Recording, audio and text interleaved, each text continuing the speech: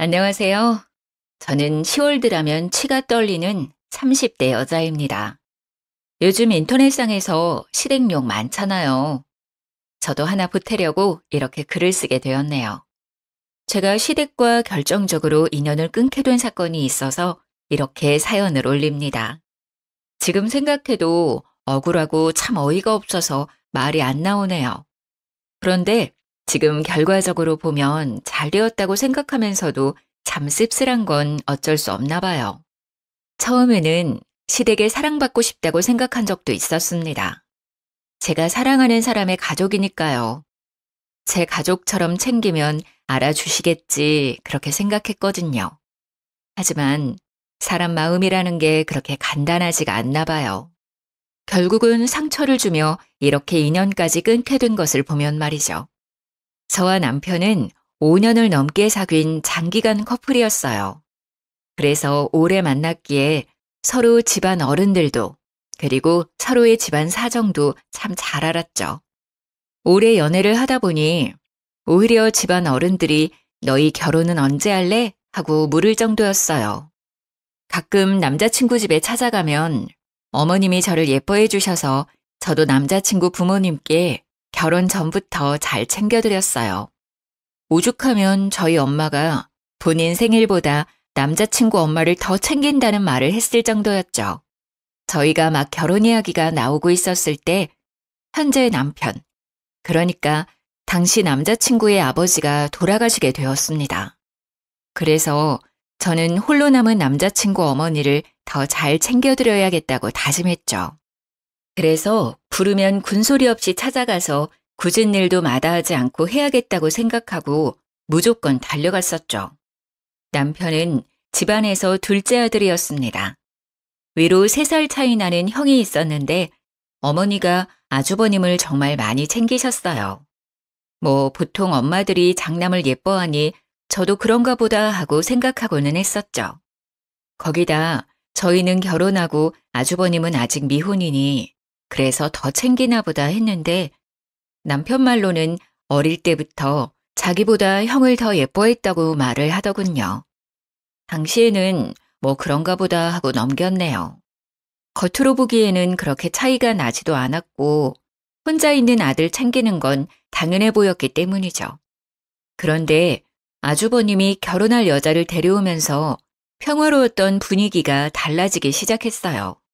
아주버님께서는 저희가 결혼한 지 3년 차에 여자분을 집으로 데려오셨어요. 그전까지 며느리는 저 혼자였기에 거의 제가 큰며느리 역할을 해왔어서 아주버님이 집에 여자분을 데려온다고 하셨을 때 가장 좋아한 게 바로 저였습니다. 그래서 그날은 오전부터 어머니와 함께 새 식구를 맞을 준비를 부지런히 하게 되었습니다. 어머니도 아들이 30대 후반이 되어서 여자를 데려온다고 하니 얼마나 공을 들이시는지 잔치상 부럽지 않게 상을 차리고 싶으셨는지 장거리를 한가득 보셨습니다. 저희는 갈비에 잡채에 전까지 붙여서 정말 한상 가득 음식을 해놓고 새 식구가 오길 기다렸죠. 그리고 아주버님이 형님의 손을 잡고 현관문으로 들어오는데 여자분이 온몸을 명품으로 휘감고 있는 겁니다.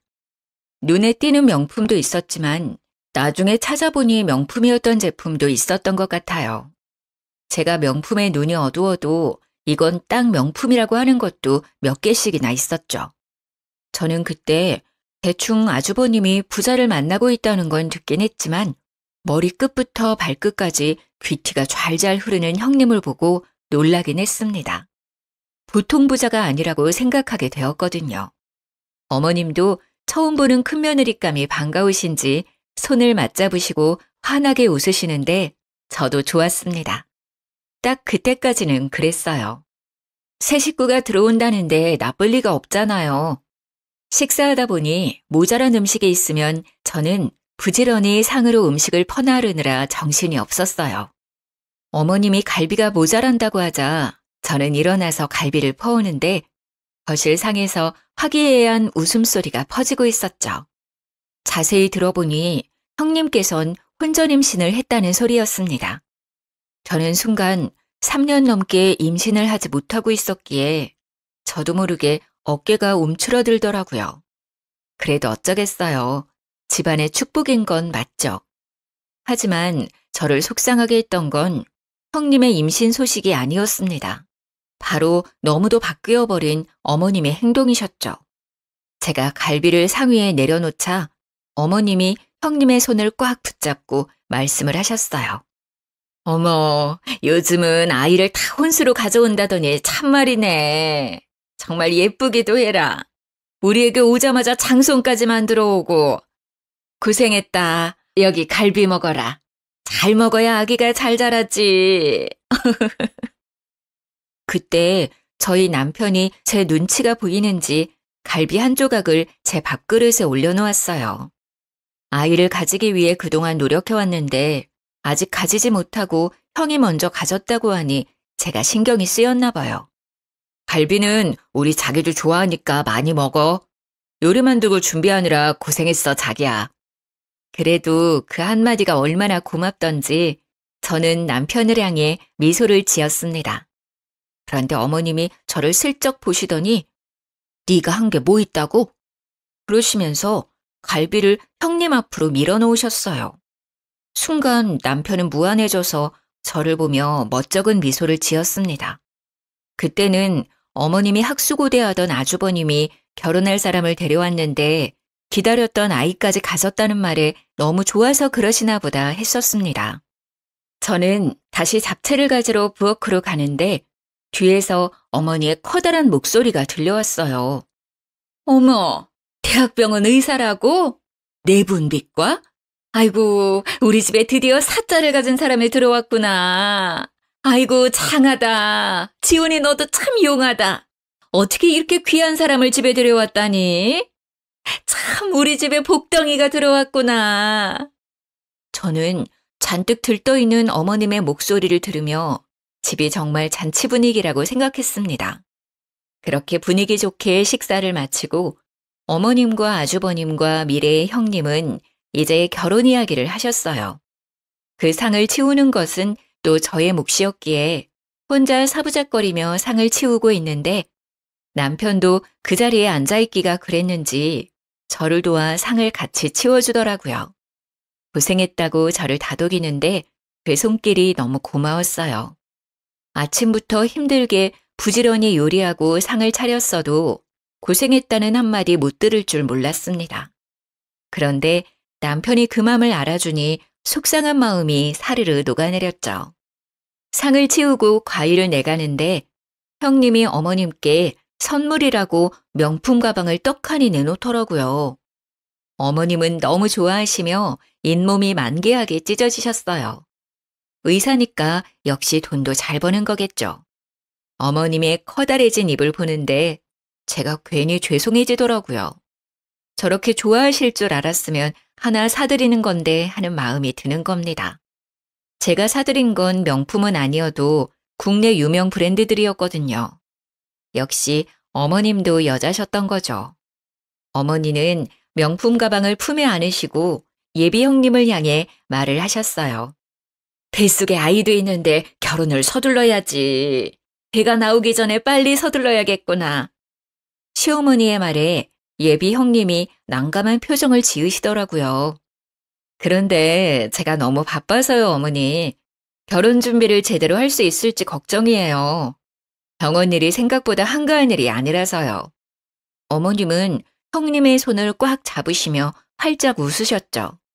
그럼 알다마다 큰일 하는데 바쁜 거 내가 다 알지. 결혼식 걱정은 하지도 말아라.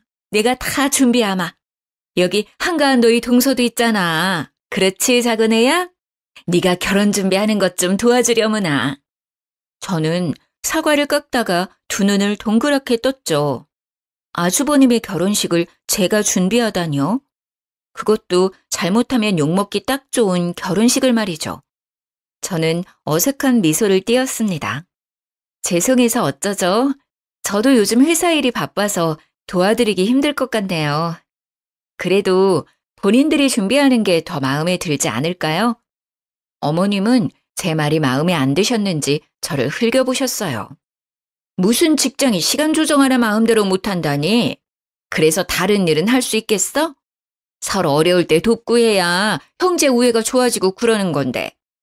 아니에요, 어머니. 제가 바빠도 시간 내서 해볼게요. 동서 곤란하게 해서 미안해. 아니다. 내가 준비하마. 바쁜 네가 시간을 어떻게 빼려고 해. 뱃속에 애도 있는데 그럴 필요 없어. 저는 잠시 그 자리에 있는데도 벌써 숨이 막혀왔습니다. 어머니와 형님만이 다른 세상에 있는 것 같이 느껴졌는데 저는 딱 그 자리에 그냥 옆에 세워진 병풍 같은 존재 같았어요. 아직 결혼 전부터 이렇게 살얼음 판인데 결혼하면 또 얼마나 달라지려나 하는 불안이 엄습해왔습니다. 왜 그런 느낌은 딱딱 잘도 들어맞는 것인지 모르겠어요. 형님은 결혼 전부터 보통이 아니셨습니다. 그렇게 형님의 결혼은 어머님 주도 아래 수월하게 이루어지게 되었어요. 두 분 결혼식이 한 달 앞으로 다가왔을 때 우리는 다시 시댁에 모이게 되었습니다. 그런데 형님과 아주버님이 생각지도 못한 말을 입 밖으로 꺼내시는 겁니다. 어머니, 이미 재산이 분할이 끝났다고 하던데 정말이에요? 아버님이 동등하게 나눠주셨다고 하는데 그게 너무 불공평한 것 같아서 말이죠. 제사도 저희가 다 지내고 어머님도 저희가 모시는 건데 왜 동등하게 나누었는지 이해가 되지 않네요. 이건 장남이 더 가져야 하는 문제 아닌가요? 저는 형님의 말을 듣고 어이가 없어서 입이 떡 벌어졌어요. 저희가 결혼 전에 아버님은 이미 아주버님과 남편에게 재산을 동등하게 나누어 주셨습니다. 시댁은 재력가까지는 아니지만 상당한 부동산 재산이 있었고 당시 저도 예비 며느리 자격으로서 그 자리에 있었고요. 아버님은 아주버님에게 장남이라는 이유로 지역 상권도 월등히 좋은 신축 건물을 주었고 저희에게는 건물은 규모가 크지만 오래되고 상권이 안 좋은 건물을 주셨었습니다. 그때 당시에 아주버님도 그것에 만족하셨고 저희 남편과 저도 큰 불만 없이 받아들였습니다. 시세 차이는 별반 다름 없었고 아버님이 나눠주시는 거니 큰 불만도 없었죠. 그리고 아버님은 어머님 앞으로 노후자금이라고 작은 건물을 남겨두셨었습니다. 그런데도 저런 말을 꺼내자 속이 뒤집히는 겁니다. 형님, 그렇게 따지면 이제 저는 시댁에 손 놓아도 되는 건가요? 형님 혼자 시댁 행사며 제사며 다 챙기시려고요? 형님은 저를 보며 고개를 끄덕였습니다. 당연하지. 장손인데 내가 책임져야지. 그러니까 우리가 재산을 더 가져야 하는 거 아니겠어? 이건 너무 불공평하잖아. 앞으로 고생은 나하고 우리 그이가 다 하는 건데 앞으로 어머님도 책임져야 하고. 그런데 그때 아버님이 그런 것까지 생각하고 좋은 상권의 신축 건물을 아주버님께 남겨주신 거잖아요. 이제 와서 그것을 따주시면 저희가 너무 어이가 없어요. 시세만 같다 뿐이지 두 건물 사이에는 엄연히 차이가 크게 나요. 거기다 어머님께도 건물을 남겨주셨고요. 그래도 이거는 말도 안 되지. 원래라면 작은 아들은 재산을 물려받을 수 없는 거 아니야? 그런데도 같은 시세라니 나는 말도 안 된다고 생각하는데. 어머니도 그렇게 생각하지 않으세요? 아이고, 작은애 시끄럽다. 너희 형님 말 어디가 틀린 게 있다니? 너보다 더 배우고 똑똑한 사람이 이렇게 말하는데 그렇게 하는 게 옳으면 그렇게 해야지. 저는 시어머니까지 형님의 편을 들고 나서자 머리까지 피가 끓어올랐어요. 여기서 선을 딱 긋지 않으면 저희가 질질 끌려갈 것 같다는 생각을 하게 되었습니다. 죄송합니다. 지금 이야기는 못 들은 거로 하겠습니다. 싸움도 되지 않을 일 가지고 이게 뭔가요? 이미 아버님이 저희한테 주신 거고 저희는 다시 아주버님께 드릴 마음 같은 건 없습니다. 죄송합니다.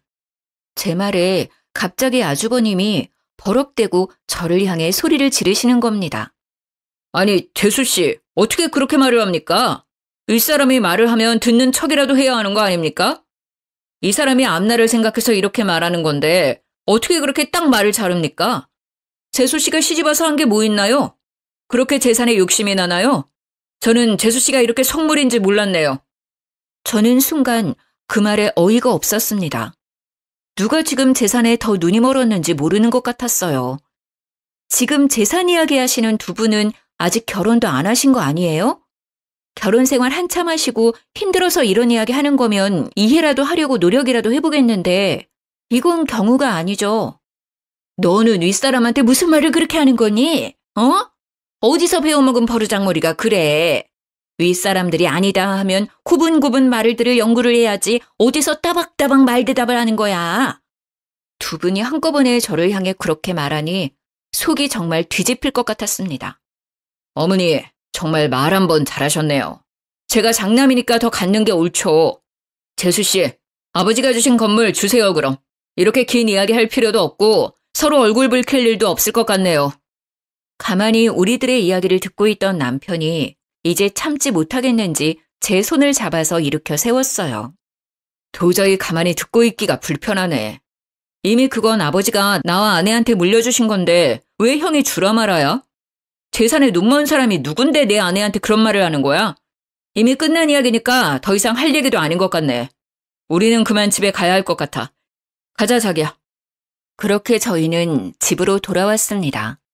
돌아오는데도 정말 두 눈이 시뻘개진 두 사람의 얼굴이 눈앞에 어른거리는 겁니다. 어디서부터 잘못된 것인지 길게 한숨이 쏟아져 나왔어요. 하지만 그때는 그게 시작에 불과했다는 걸 우리 모두 알지 못했습니다.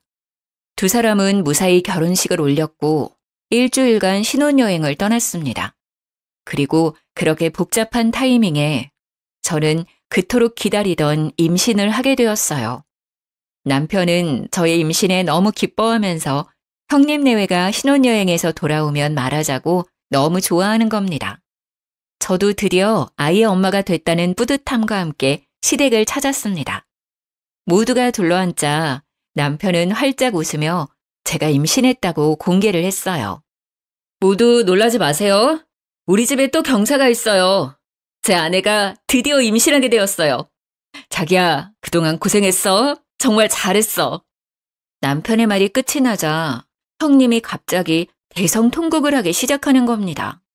통곡은 점점 심해지더니 자지러질 정도로 눈물을 펑펑 흘리는데 저와 남편은 꿀먹은 벙어리가 되고 말았습니다.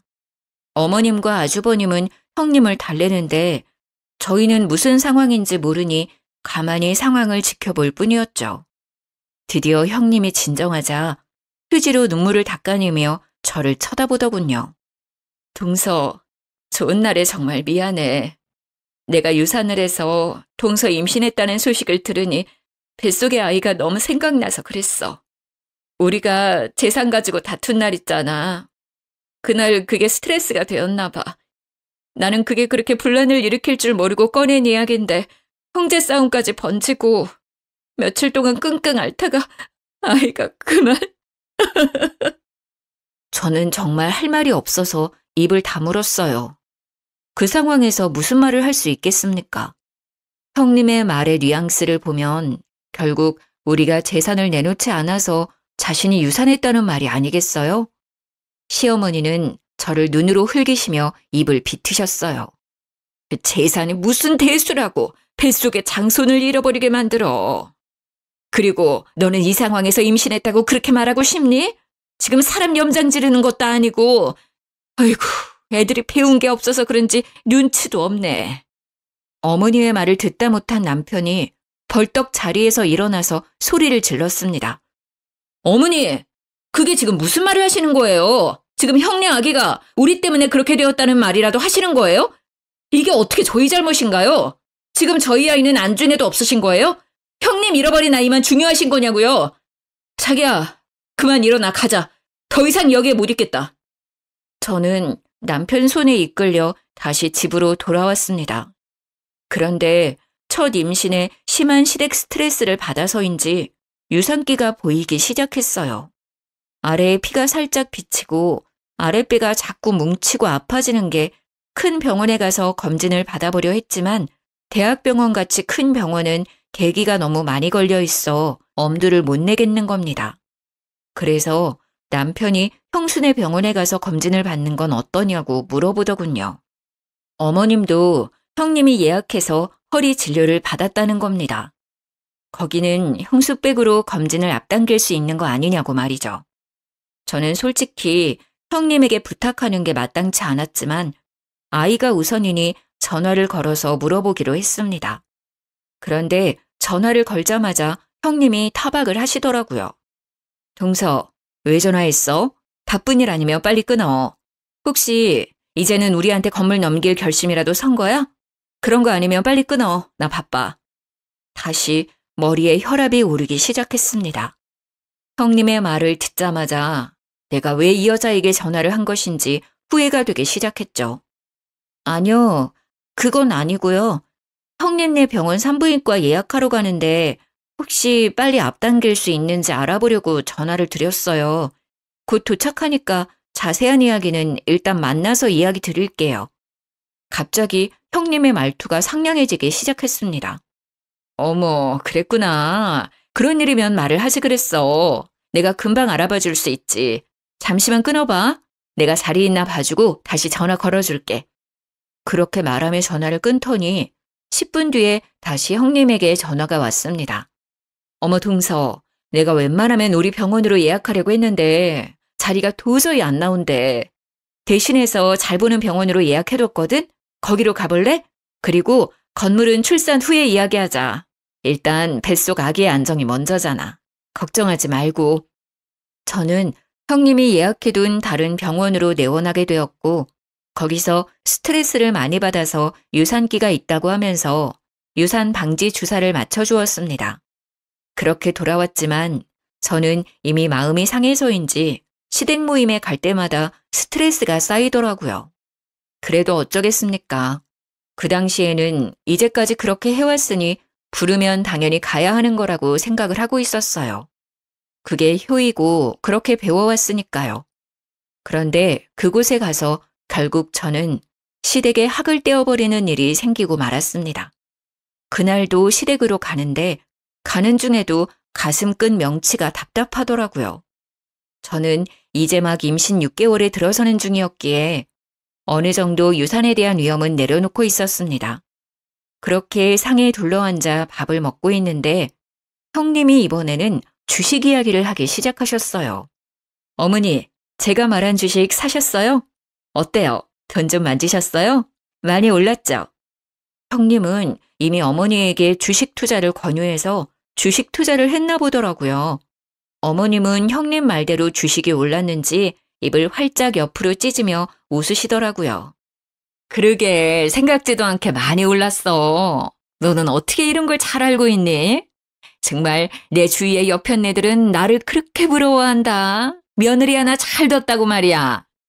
잘 됐네요, 어머니. 이번에 정말 확실히 오르는 화끈한 주식 있는데 한두 푼으로 투자해야 하는 게 아니라 한 번에 끌어모아서 투자해야 확실히 오르는 거거든요.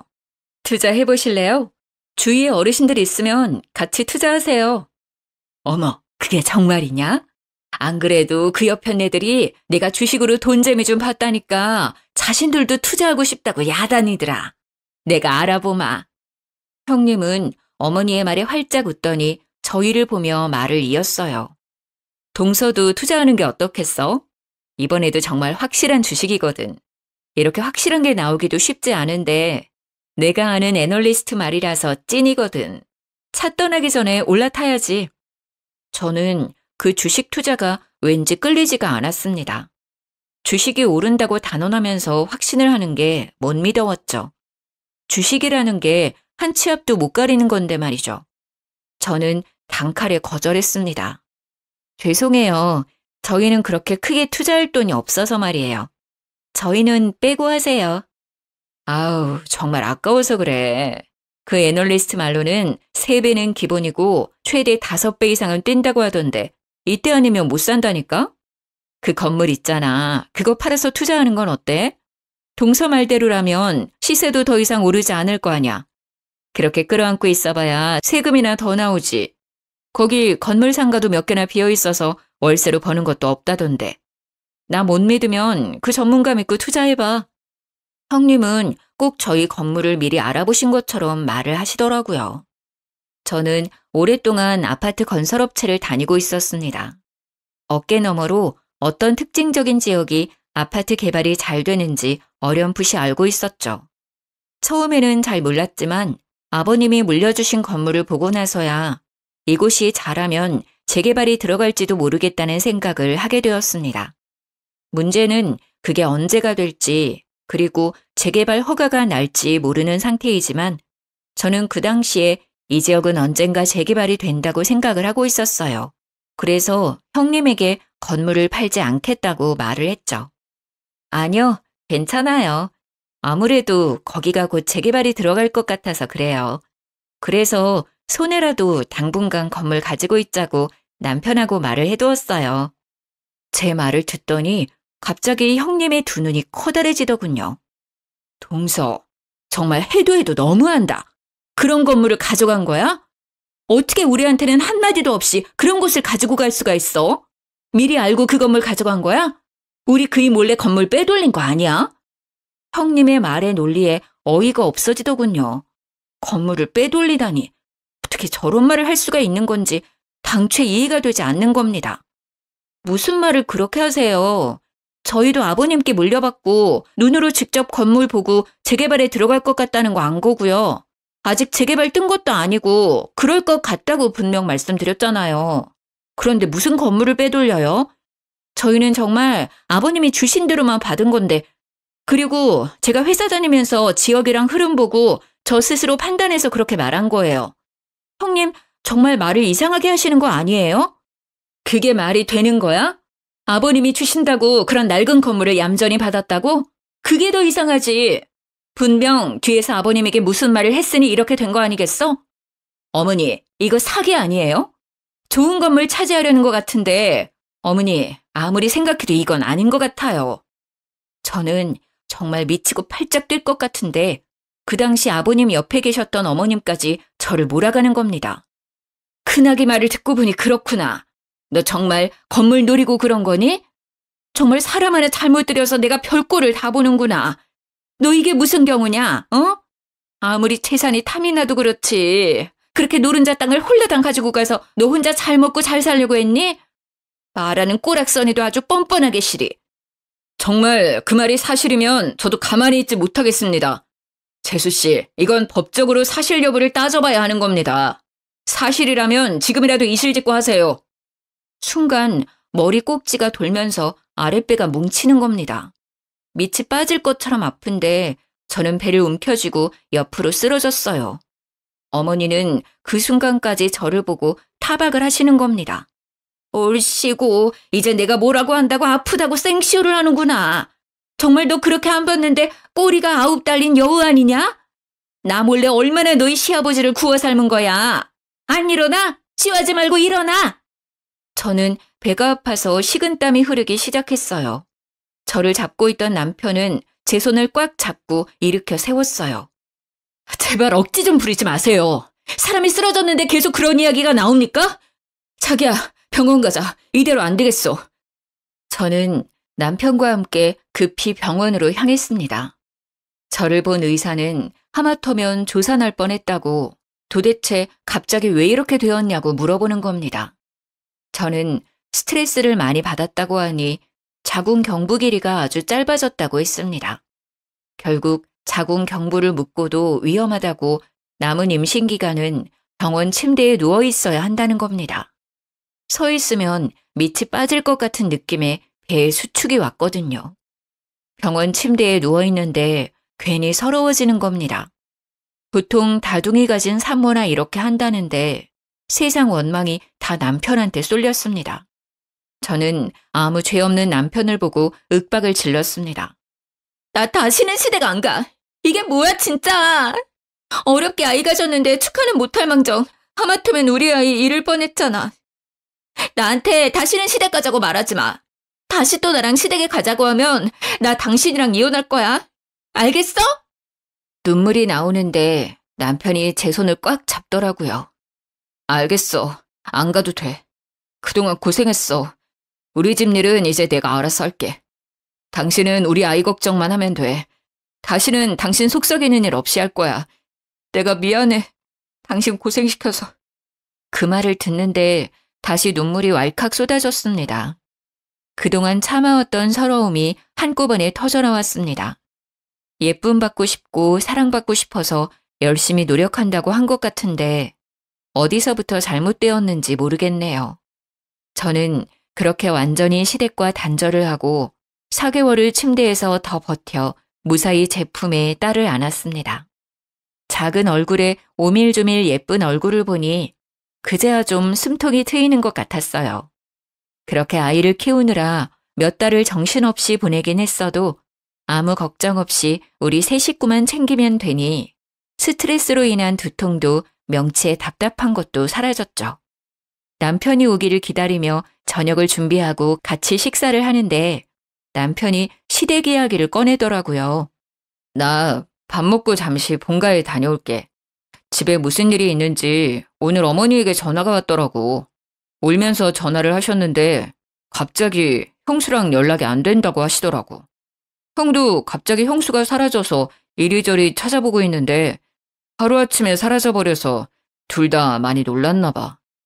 저는 아이에게 이유식을 먹이다가 남편을 쳐다보았어요. 형님이 갑자기 사라졌다니 말이 나오지 않았어요. 거의 1년 가까이 시댁 일에는 신경 쓰지 않고 있어서 따로 형님과도 연락하고 있지 않았기에 저는 남편이 들려주는 시댁 이야기로만 소식을 전해 들었습니다. 남편은 시댁을 다녀와서 한숨을 푹 내쉬더라고요. 저는 그때야 무슨 일이 크게 났다는 걸 깨달았어요. 무슨 일이야? 큰일이 난 거야? 형님은 찾았어? 어디 계시는데? 일단 신고는 해놨는데 그게 좀 이상해. 형이 형수가 사라지고 일하는 대학병원에 가서 형수를 찾으니까 없는 사람이라고 했다는 거야. 그런 사람은 자신의 병원에 근무하지 않는 의사라고 하더라고. 분명 어머니가 몇 달 전에 허리 때문에 병원에서 형수 이름으로 진료 예약하고 진료를 받았고 병원 홀에서 의사 가운 입고 있는 것도 봤다고 하니까 간호사가 형수 이름으로 진료 예약된 것은 맞는데 의사로 근무하는 사람은 없다는 거야. 간호사까지 통틀어서 직원 명단을 봐도 형수 이름은 없대. 어머님은 그 말 듣고 지금 쓰러져서 병원에 계셔. 남편의 말에 저는 당황했습니다. 분명 우리는 형님이 그 대학병원 의사라는 것에 아무 의심이 없었습니다. 어머님이나 아주버님이 병원 홀에서 의사 가운을 입고 있는 형님을 만났다고 했으니까요. 그런데 막상 병원에서 형님은 그 병원 의사가 아니라고 하는 겁니다. 하지만 남편의 말은 거기서 끝이 아니었습니다. 그래서 경찰서에 가서 실종 신고를 하면서 정황을 이야기했더니 경찰의 말로는 사기꾼한테 당한 것 같다고 하더라고. 일부러 처음부터 형의 재산과 우리 집 재산을 노리고 들어온 전문 사기꾼 같다고. 그럼 형님, 아니지, 그 사기꾼을 다시 찾을 수 없다는 거야? 그런데 그때 어머님이 홀레당 주식 투자한다고 하시지 않았어? 그건 어떻게 된 거야? 그것도 가지고 도망간 거야? 지금 그게 가장 큰 문제야. 나도 그게 걱정되어서 물어봤더니 이미 어머니하고 형하고 건물까지 다 팔아서 그 주식에 투자했대. 경찰 말로는 그런 주식 자체가 없다는 거야. 아마 현금으로 돌려서 빼돌리기 위한 거짓말이라고 하는데 형수의 신원도 가짜고. 지금 조회 중이긴 한데 보통 이런 경우는 이미 해외로 도주했을 거라고 말하더라고. 신원이 가짜라니 무슨 말이야? 혼인신고 했을 거 아니야? 그게 형수가 일이 너무 바쁘다고 혼인신고를 미루자고 해서 혼인신고를 아직도 하지 않았다더라.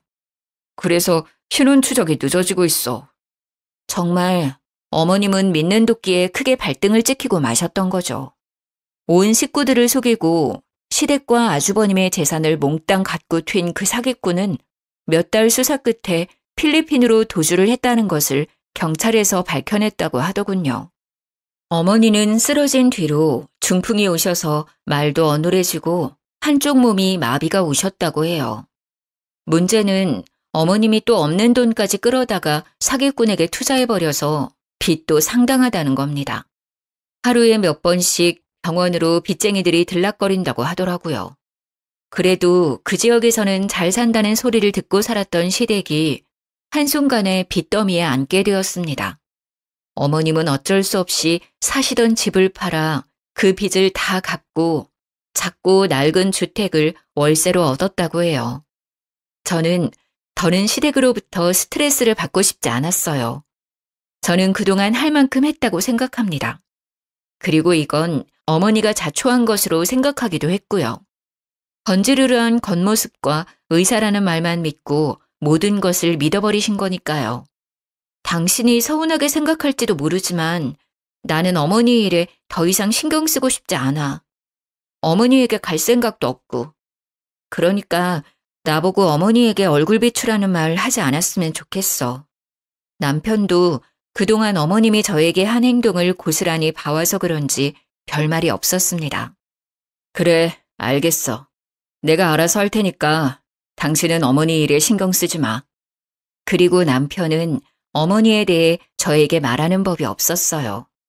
그렇게 몇 년이 흘렀는데 저의 예상대로 저희의 건물은 재개발이 진행되었습니다.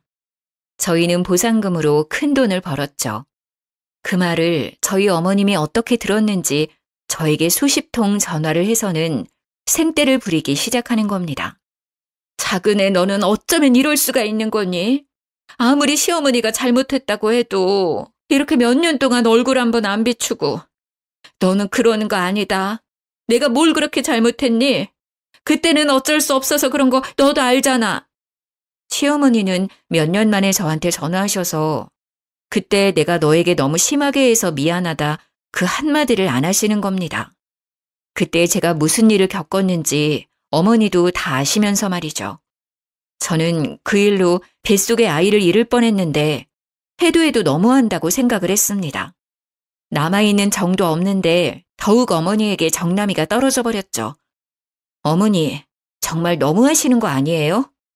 그때 어머니께서 저한테 어떻게 하셨는지 벌써 잊으신 것 같네요. 그때 제가 얼마나 속상했는지 알기나 하세요? 그 사기꾼 형님한테 홀라당 넘어가셔서 제 뱃속에 있던 손녀까지 위험에 빠뜨릴 뻔한 거 벌써 잊으셔서 저한테 이러시는 거예요? 지금도 가끔 생각하면 명치 끝이 뜨겁고 답답해져요. 그런데 전화해서 그때는 어쩔 수 없었다니요? 어머니는 다 알고 계셨잖아요. 그게 차별이고 폭력이란 거 알면서도 형님이 사주는 명품 가방에 넋이 나가신 거죠. 형님의 배경에 눈이 멀었던 거고요. 다시는 저랑 제 딸 얼굴 보려고 하지 마세요. 너는 어쩜 애가 하나도 안 변하니?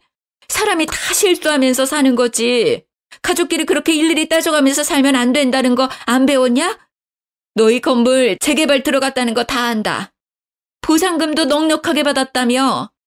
그거 내놔라. 내 남편이 피땀 흘려서 벌어놓은 재산이잖니. 어떻게 그렇게 큰 돈을 벌어놓고 이렇게까지 매정하게 구는지 나는 알다가도 모르겠구나. 내 남편이 준 거니 나도 받을 권리 충분히 있다고 생각한다. 저는 어머니 말에 기가 막혀왔어요. 돌아가신 아버님이 피땀 흘려 일구어 놓은 재산을 홀라당 말아먹은 건 어머니면서 저희 건물 보상금을 내놓으라는 겁니다. 어머니, 저는 어머니가 아버님 재산을 그렇게까지 귀하게 생각하실 줄 몰랐네요. 저는 그렇게 귀했다면 그 사기꾼한테 건물 팔아서 돈 넘길 때 좀 더 자세히 알아봤을 거예요. 어떻게 한 사람 말만 믿고 그 많은 재산을 넘겨주었는지 저는 아직도 이해가 안 돼요. 그리고 이건 저희가 그때 현명하게 판단해서 지켜낸 거 아닌가요? 어머님이 저에게 그 사기꾼에게 건물 안 넘긴다고 그렇게 구박하던 거 하나도 빼놓지 않고 기억하고 있어요. 그래서 저희가 그나마 거짓골 면하고 사는 거고요. 그러니까 다시 이런 전화하지 않으셨으면 좋겠네요. 이제 전화하셔도 이런 이야기 하시면 전화 끊을 거예요. 저는 어머님의 말을 단칼에 거절했습니다. 그렇지 않으면 어머님 성격에 다시 돈을 달라고 전화를 하실 거니까요. 아주버님은 저에게 미안한지 몇 년이 지나도 얼굴 한번 안 비추고 남편만 연락을 주고받더군요. 남편 말로는 지금은 그 여자를 찾아서 외국에 나가 있다고 하네요. 간간히 서로 연락은 주고받고 있지만 그 여자가 얼마나 꼭꼭 숨어버렸는지 몇 년을 찾아도 머리카락도 안 보인다고 말을 하더군요. 저는 그래도 혹시나 해서 남편을 흘겨보았어요. 혹시 어머님이나 아주버님께 돈이나 이런 거 주고 하는 거 아니지? 그러지 마. 그러면 나 정말 화낼 거야. 남편은 저를 보며 팔짝 뛰더라고요. 내가 미쳤어? 돈을 왜 줘? 형은 나한테 그런 말 미안해서라도 꺼내지도 않아. 자기한테 미안하다고 전해주라는 말만 계속하더라. 자기도 그렇게 속을 줄 몰랐다고. 어머님은 나한테 돈 달라고 전화는 하지만 나는 안 된다고 했어. 병원비는 내드리고 있지만 다른 돈은 안 드린다고 확실히 선 그었어. 나도 말이야, 어머니에게 서운한 게 한두 개가 아니야. 어릴 때부터 어머니는 유독 형만 예뻐했으니까. 당신도 이미 질릴 만큼 봤잖아. 저도 남편이 어머님의 병원비를 내고 있다는 것을 알고 있었습니다. 결혼 전부터 어머님이 아주버님을 알뜰히 챙기는 것을 봐오긴 했지만 어린 시절부터 그런 모습을 봐온 남편도 결혼 후까지 그러니 이제 진절머리가 난 듯 했습니다. 알겠어. 병원비는 내드려야지. 그 정도는 나도 괜찮다고 생각은 해. 하지만 그 이상은 안 도와드리는 게 옳다고 생각해. 그리고 나는 다시 시댁일에는 손대고 싶지 않아. 그건 당신이 이해해줬으면 좋겠어. 남편은 알겠다고 자신의 집일에 신경 쓰지 않아도 된다고 했습니다. 어머님과 완전히 연을 끊고 지낼 수는 없겠지만 그래도 우리 부부는 시댁에 경제적인 도움은 주지 않겠다고 어머님께 확실히 선을 그었습니다. 어머님도 이제는 저희에게 돈을 받아낼 수 있다는 생각은 버리셨는지 저에게는 전화도 더 이상 오지 않고 있네요. 가끔 밖에 나가서 폐지를 주우셔서 생활비에 보태 쓴다고 남편이 말을 해주더군요. 일평생을 곱게 사셨던 분이셨는데 집에 사람 하나 잘못 들여서 고초를 겪게 되신 거죠. 저의 사연은 여기까지입니다. 저는 토끼 같은 딸과 남편과 함께 잘 지내고 있어요. 명절에는 시댁에는 가지 않으니 저희 세 식구는 여행을 다니고 있습니다. 아마 그런 일이 없었다면 저희도 다른 집들처럼 시모도 함께 여행을 다녔을 수도 있었겠죠. 하지만 이미 지난 일을 떠올려봤자 어쩌겠어요. 나쁜 기억은 빨리 털어버리고 일어서야죠. 가끔은 믿었던 사람에게 가장 많이 상처를 받기도 하는 것 같아요.